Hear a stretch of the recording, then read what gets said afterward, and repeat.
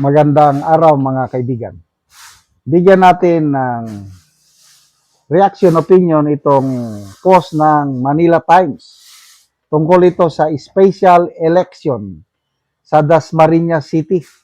6th district ata ito ng Cavite. Kung saan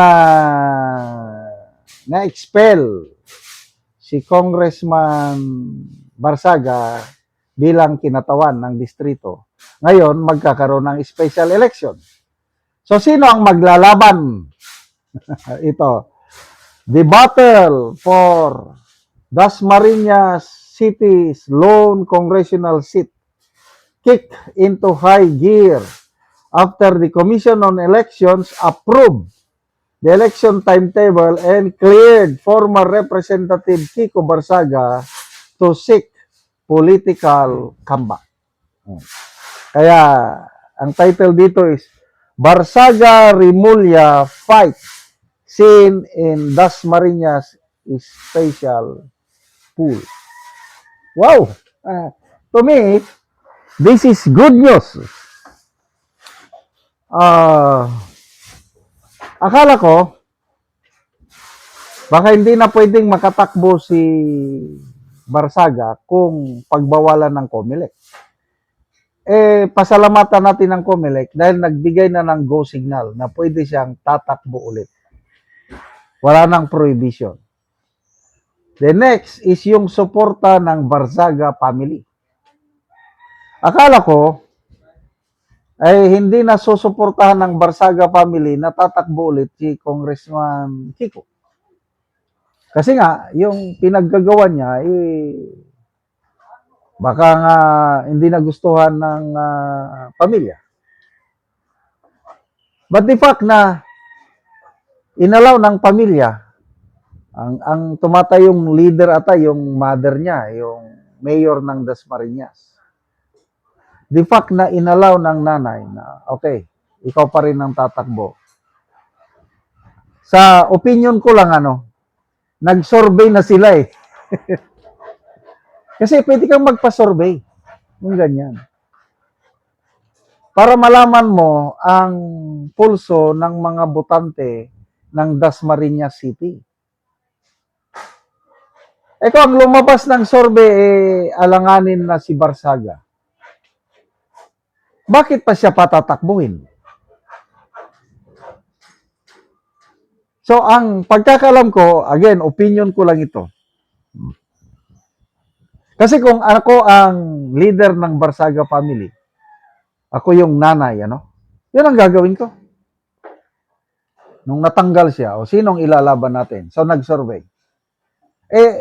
Mayor siya yung nanay is mayor. Ibig sabihin, hawak niya ang may political influence siya the whole city. So kung anong lumabas sa survey, yun ang susundin ko. Siguro, again, opinion ko lang ito, lumabas sa survey na malakas pa rin si Kiko Barsaga. Kaya, dahil lumalakas siya, sige, takbo ka ulit. Diba? To me, this is good news. Ano pa? Hindi ko alam, hindi nakalagay dito kung sino sa mga Rimulya ang kakalaban niya. Tingnan ko nga, magbasa ko sa mga comments. Roberto Radores, maliit ang tsansang manalo ang Rimulya. Nasira na sila dahil kay Boying. Ano pa? Rogelio Lascano, imagine him saying, I'm back, crocodiles. Orlando Jr., panalo na yan si Kiko sa special poll. Edgar Lingkodo, go, proceed. The only issues here that the electorate should think about is that the government, kick out to come back and to another kick out. If he wins, he might get kicked out again if he don't change his behavior. Yes, agree ako dito. Dapat yung behavior ni Congressman Barsaga, i-refine niya na. konting refinement lang, nandun pa rin yung labanan ng korupsyon. Kailang yung mga palaban niyang post or ano, laban sa mga kapwa niya kongresista, medyo i-tone down niya. Kasi anytime, pwede na naman siyang sampahan ng kaso sa ethics at pwede naman siyang ma-expel. I hope Congressman Barsaga has learned his lessons. Kasi bata pa eh. Ganyan yan, part of growing up.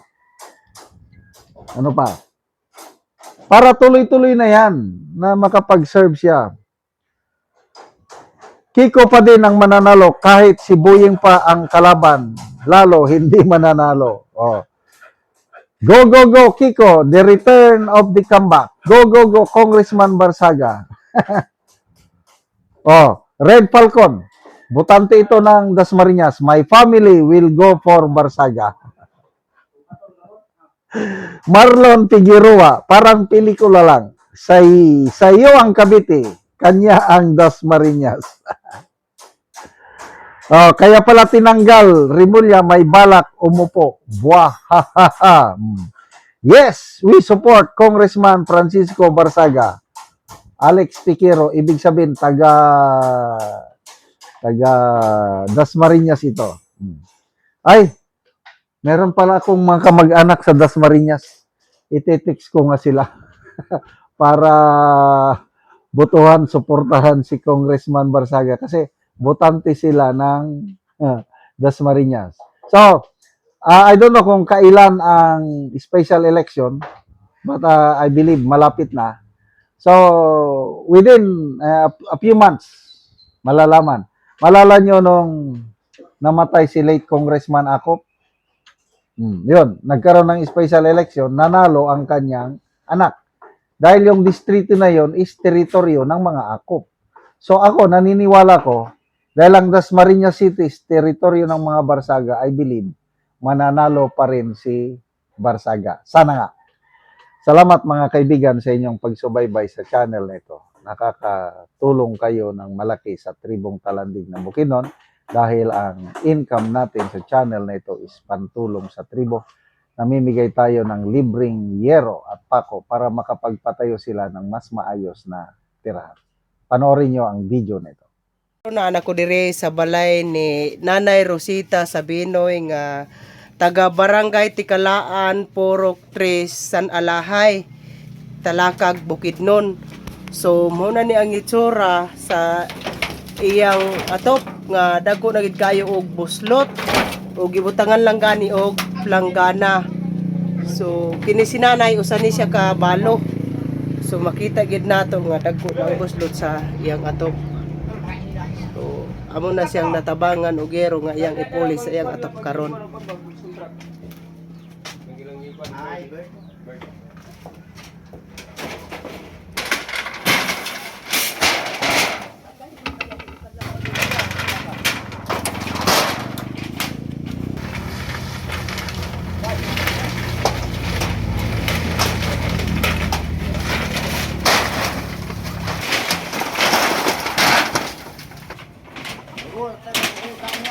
Og mo na ni ang gitabang nga yero nga digis kataas na pulo ka buok.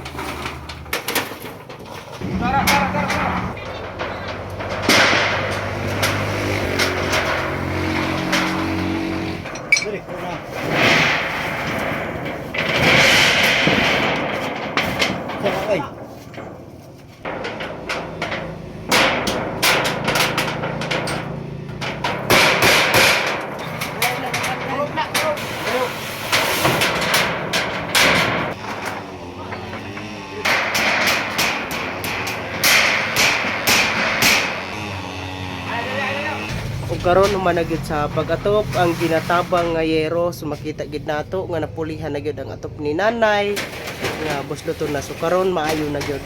Salamat sa nagtabang sa sin nga napulihan na kay sulod sa 30 ka tuig.